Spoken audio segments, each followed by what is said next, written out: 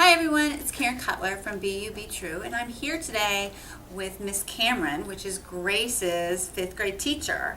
And one day I asked Grace, who are the people that inspire you? And she said, ta-da, you! So I am with her today to ask her if any tips or techniques or strategies that she uses in the classroom to help kids build confidence and self-esteem. And we were talking a little bit earlier off tape, and we kind of got on a good topic, so we can go back to that. Okay. So I didn't want to put her on the spot because I kind of popped into her classroom today to say, hey, can you do this for me? And I didn't really say, hey, let's have a planned session or what have you. I didn't have planned questions for her. So one thing I'm trying to work through is, as kids build confidence, it's building competency in something. So you were saying about what was something like becoming a good reader. Right. I was saying that it's really important to give them some activities or a project that is challenging, but that's for them, they're able to accomplish it so they can start feeling some success. Mm-hmm. So then as the year goes on, you can start building and raising your expectations and the higher level projects. And then it's not, they don't see it as this big giant thing that they can't do because they've already done this. And what I love to do is to go back and reflect on what we've done in the beginning of the year or even just a couple of months before, and it's always surprising to them to see, wow, we really did. I moved forward. Yes, I moved forward. Okay. Even with simple things like a math pretest, something like that, even to come back 2 weeks later and it's, wow, now I know this and I didn't 2 weeks ago. So to me it's important for them to see that there's actual growth and movement taking place, and then they start to feel more confident.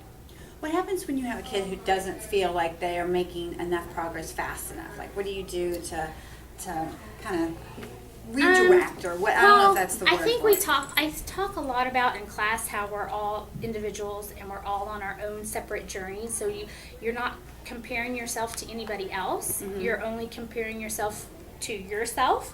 And have you made progress at all? Mm-hmm. Because that's what's important, is you in who makes you who you are, and that you're growing and that you have your own personal goals, because you're not going to have the same goals as everybody else. And I think what's important too is also that they feel comfortable and safe in the classroom, in the sense that they can take risks and they know that this is a good place to do that no one's going to make fun of them, nobody's going to laugh, or if they fail, it's a good thing, because we talk about that's how you learn, is by making mistakes and failing, and now you've learned, let's try it differently. So I think that it's important to build that atmosphere with you and the student personally, but also within the students themselves, that they support one another and say, good job, or what can I do to help you? I think that's important. So what are some of your common, little phrases that you say to your kids when they need a little extra push or a little extra encouragement or when they're struggling? What do you say to them? I think the important thing is to sit down and say, okay, let's look and be specific. Where are you struggling?